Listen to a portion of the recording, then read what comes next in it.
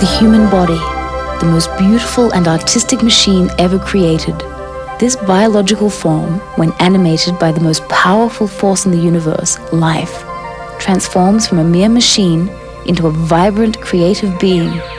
You don't need a scientist to rotate the earth. You don't need a physicist to make gravity work. These are universal laws, guarantees from life. And likewise, you don't need a doctor to possess health. Health comes from within. How did this innate life force become you?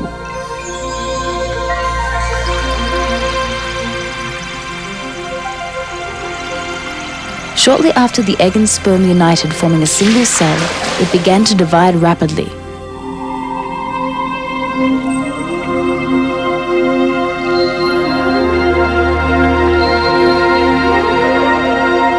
Two, 4, 8, 16, 32, 64.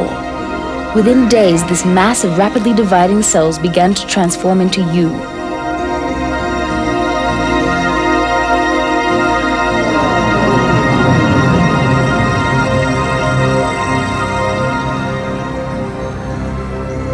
On day 18, after fertilization, a small groove appeared, the neural groove. As cells tumbled into the groove, they began to form the nerve system, your brain, spinal cord, and spinal nerves. Systematically, all the parts of your body began to form, but none of them could function and be coordinated without the other parts until the nerve system was complete. Day in and day out, nature worked to perfect the nerve system and prepared it to control and coordinate all the parts of the body. So to understand the function of your body and how it is controlled by the nerve system, let us go inside the brain.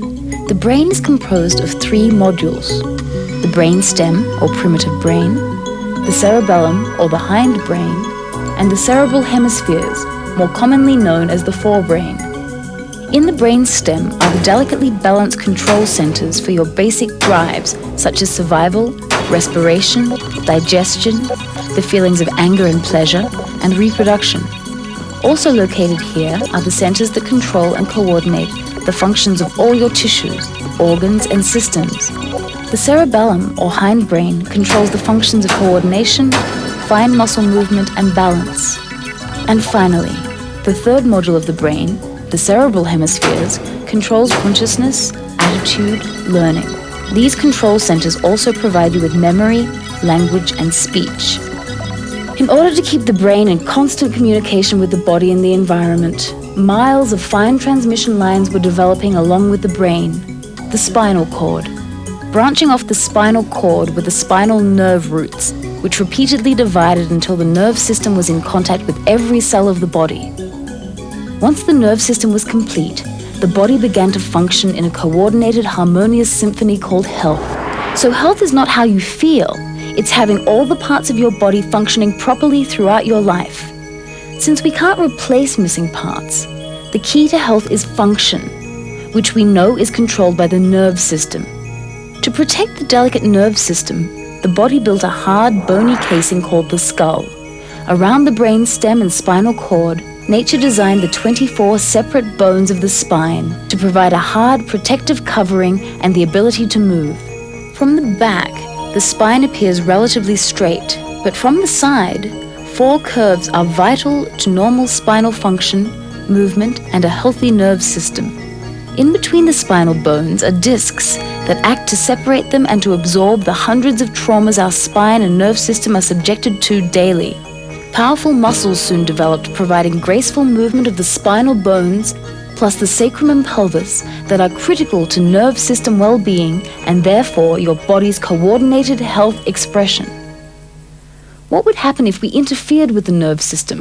In every case, interferences produced malfunction, disease, and at times, death. Interference to the control centers in the brainstem produced violent, aggressive behavior in test animals and disease in the heart, kidneys, pancreas, and other vital organs. Interference in the cerebellum produced a lack of coordination, fine muscle movement, and the inability to walk. Dramatically, interference to the cerebral hemispheres caused a loss of consciousness, behavioral problems, speech distortion, and a loss of memory. And healthcare practitioners know that symptoms and disease, as in cancer, usually show up years after the body begins to malfunction. Let's explore if the same results occur when we interfere with other aspects of the nerve system. Research in computer bioengineering has documented that if you alter the function of the spine, you will traumatize the function of the nerve system. This spinal malfunction, which damages the nerve system, is called the vertebral subluxation complex and is comprised of 5 components. The first component concerns the bones and joints of the spine. Here, the joints are injured, resulting in restricted or stuck movements, excessive movement, and changes in the shape and appearance of the spine. The results are curves or scoliosis and a dangerous alteration of the healthy lateral curves. The second component of the vertebral subluxation complex has to do with the nerve system interference, which always results from spinal malfunction. This is extremely dangerous. Here, the nerves are either compressed or irritated, causing them to rupture and give off poisons affecting other nerves and the body parts controlled by these nerves. Muscles then go into spasm or become weakened, setting the stage for ongoing spinal and neurological damage. Soft tissues like discs and joints begin to degenerate. Spinal ligaments are injured, causing swelling and inflammation. Left uncorrected, this results in permanent degeneration. Finally, the bone tissue itself begins to decay, causing continuing nerve system damage, loss of body function, and loss of health. In order to understand the progressive nature of this degenerative neurological and spinal problem, let's look at X-rays used in chiropractic research. In the normal spine, there is a nice smooth forward curve, and the disc spaces between the vertebrae are thick and about equally spaced from the front to the back. The intervertebral foramina is open, allowing spinal nerve roots to exit the spinal cord without interference. Immediately following the onset of the vertebral subluxation complex, a degeneration process begins. This is called subluxation degeneration, which gets progressively worse. Initially, the spine enters phase 1. In this early phase, the disc spaces aren't significantly damaged, and in most cases, with appropriate chiropractic care, most will return to normal. If neglected, it will progress into phase 2. In phase 2, you'll see misalignment and malfunction of the spine, plus recognizable soft tissue degeneration. Notice the narrowing of the disc space and spurs from calcium buildup. With appropriate chiropractic care, the spine can return to near normal function. However, the damage to the discs and the calcium deposition may be permanent. If uncorrected, the spine relentlessly progresses towards phase 3. In phase 3, spinal fusion begins. There is permanent disc, muscle, and ligament damage, and the nerve system is irreversibly damaged. Starting chiropractic care at this late phase can help this problem from getting worse and correct other areas of the spine not yet this degenerated. In some cases where patients have survived the decades of massive neurological damage and body malfunction resulting from subluxation degeneration, scientists have found that the spine continues to fuse, phase 4. The result is permanent bone malfunction and neurological collapse. So what types of care does your chiropractor recommend? The first stage of chiropractic care is initial intensive care, which is designed to provide relief and stabilize the spine.